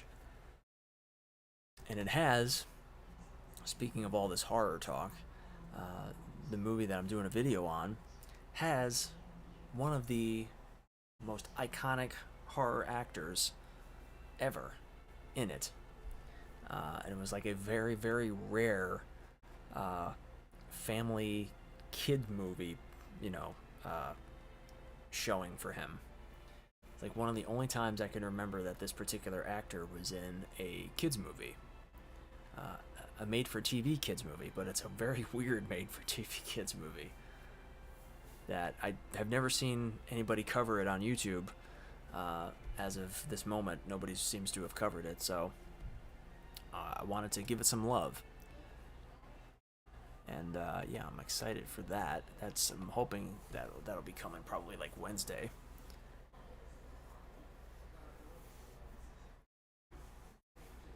Yeah, thank you, Bobcat. Yeah, I mentioned earlier on. Thank you to everybody who's watched the that Goosebumps video so far. I mentioned before, it's like I saw that it's the fastest growing video that I've had here on the channel so far, since I've had this channel for probably like 4 or 5 years now, I think. And it's I haven't had a video. It's at like 600 something views right now, but I haven't had a video hit that number this quickly before after publishing. So that's pretty awesome. It's and I've gotten 11 new subscribers from it. So I really appreciate those new subscribers and the people who enjoyed those videos. There's definitely going to be more coming in the future, because it seems that that sort of content, nostalgic horror stuff related to Goosebumps, stuff related to nostalgic books, stuff like that, seems to be kind of like a good anchor for the channel. It seems those seem to be the videos that do the best on here, and it's the stuff that people seem to resonate with the most and connect with the most. And I still love it. I love talking about it. So I'm definitely excited to do more of that.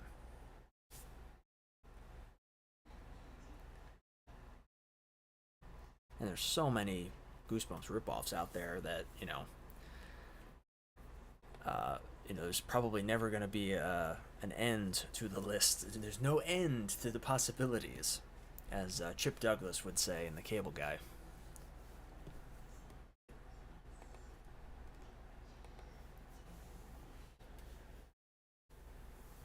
Yes, yes, yeah.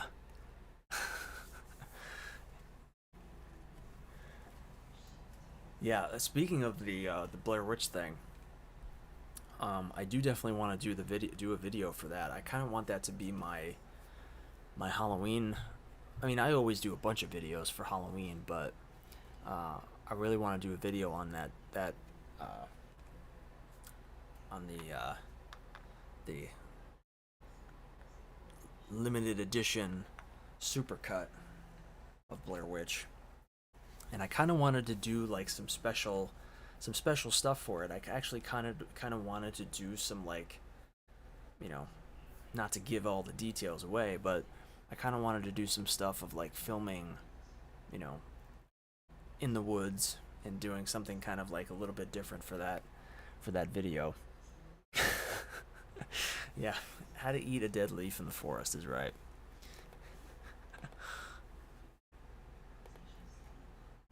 I'd rather eat the leaves than have to use them as toilet paper.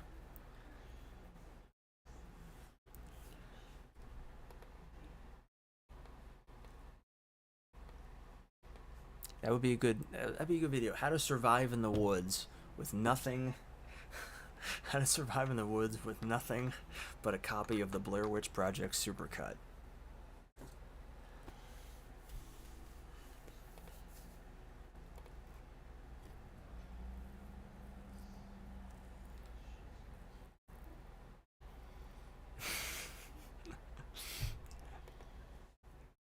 It's one of those things that it's like Blair Witch is a subject that has to be a passion project, so to speak, because so many people have done content on it that it's almost a guarantee that any video I do on that subject probably won't do that well in terms of viewership, but it would probably just get lost in a sea of Blair Witch content. But it's something that, I'm passionate about, so. And I've never really done like a legit video on it, so.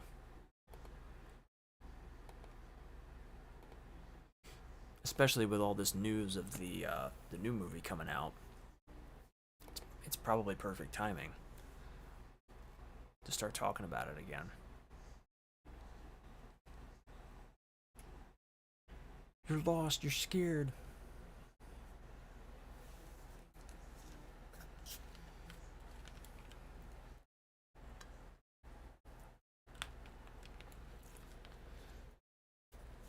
Yeah. The amount of times that I've tried to film horror or horror-esque videos, and if Stimpy's still there, he'll know all too well. It wouldn't be the first time we've almost faced death trying to find trying to travel to spooky stuff, spooky places. After almost getting decimated by a deer driving to Devil's Tower and somehow managing to get that on film.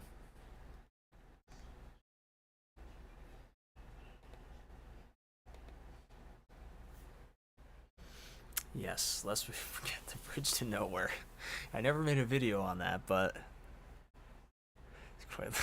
Yes, literally every time we faced uncertain death or faced certain death. But that's the fun part. Racking up a new near death experience is part of the fun.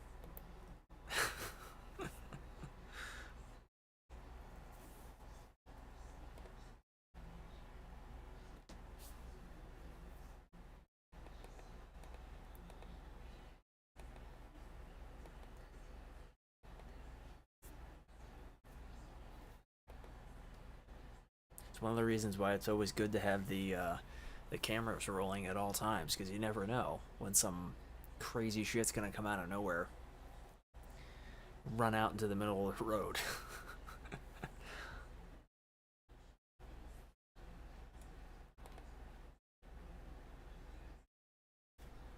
And the funny thing about that video, um, making the video on that in recent months for some reason has suddenly gotten a lot more views than it had. I forget. It was at like.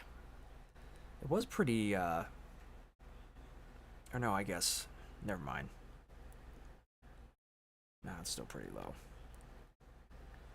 But that's one thing I found out recently, that apparently YouTube now will like completely stifle your video from being pushed if it has any kind of words that have to do with horror.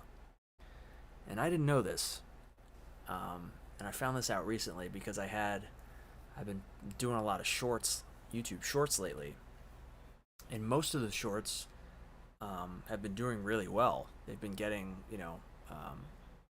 thousands of views.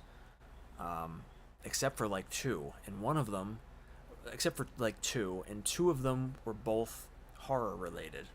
One of them was, I did a short on Blair Witch. I clipped the segment from the horror vintage horror magazine's video on Blair Witch and made that into a short. Got nothing. And I found out after the fact, after looking into it a little bit, there's like certain words that you can't use in your titles and in your description because YouTube doesn't see it as advertiser friendly. Not just like violent words or anything like that, but if you use like, scary or terrifying or,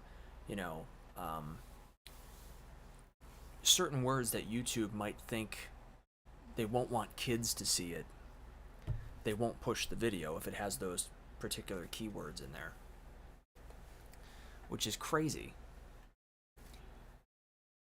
And then when I went back and looked through my content over the years, the videos that seem to have the lowest view counts are the ones that have like these types of trigger words. that would be flagged by their automated system as being, not friendly for kids or not advertiser friendly.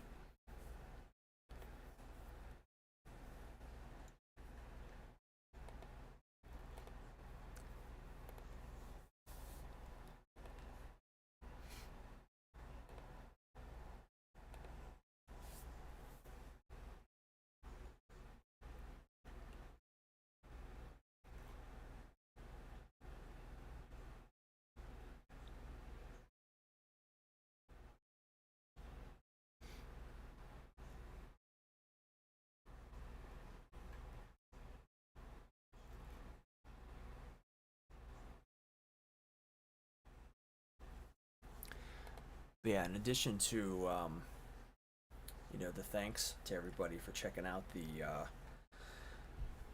that new Goosebumps video, we're getting closer and closer to some subscriber milestones, some pretty cool subscriber milestones.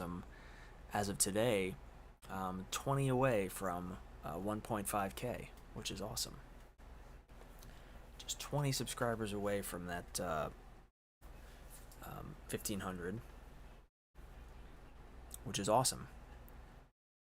And I really appreciate anybody and everybody who's supported these videos, as well as these live streams now, which is still a new thing for me. I'm still trying to work out some of the kinks, but it's something I enjoy, and I definitely want to, up my game a bit with it in the future. Once I'm able to get a new PC situation.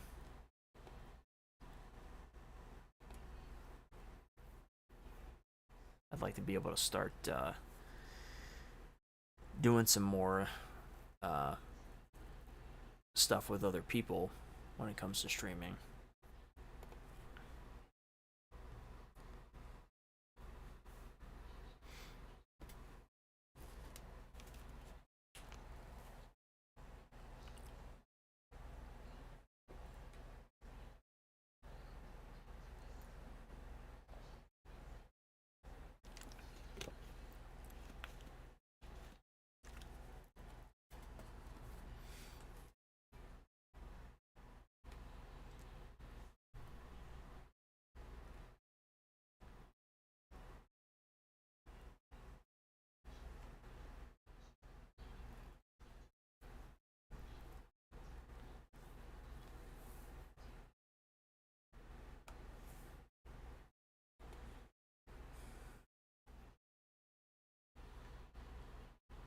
So with that, I'm probably going to wrap this stream up for tonight.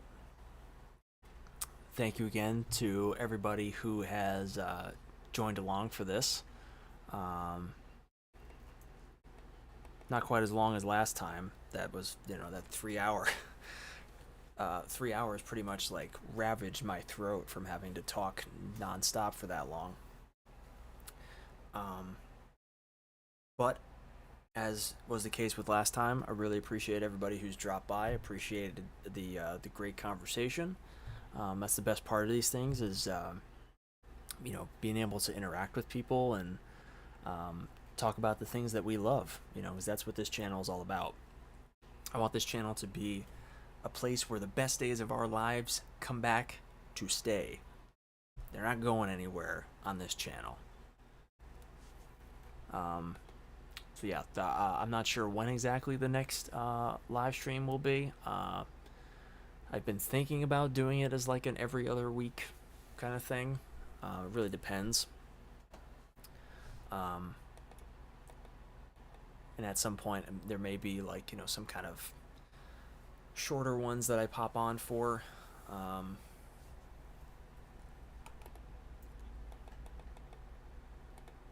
But yeah, so thank you again to everybody. Bobcat, thank you. Simply Stimpy, thank you so much. Let's see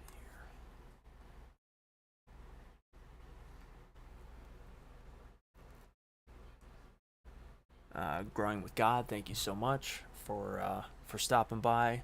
Really appreciate it.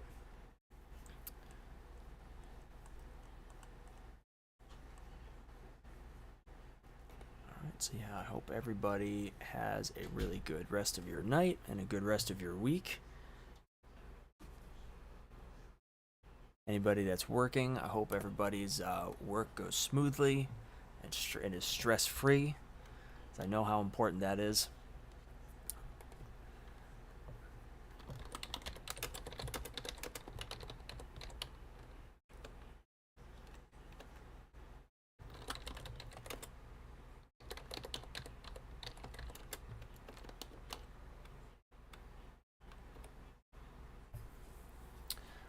So yeah, with that, everybody have a good rest of your night, and I will catch you all later. Thank you again. Peace out.